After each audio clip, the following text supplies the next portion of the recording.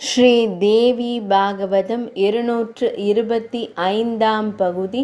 வசுதா தேவியின் தோற்றம்.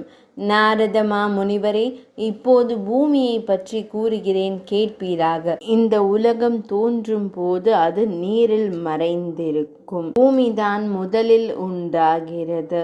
பூமி இவ்வாறு பல முறைகள் நீரில் மறைந்திருந்து அவ்வப்போது தோன்றுவதாக தர்மர் கூறியுள்ளார்.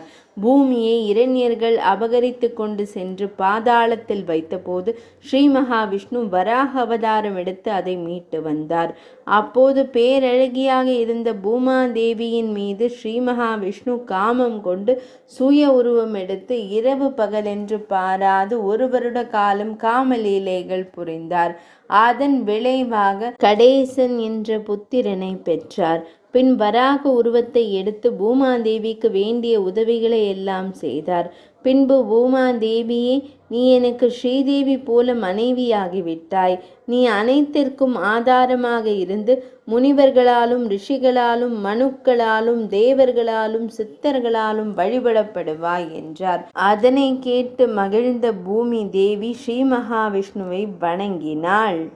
225 பகுதி நிறைவடைந்தது.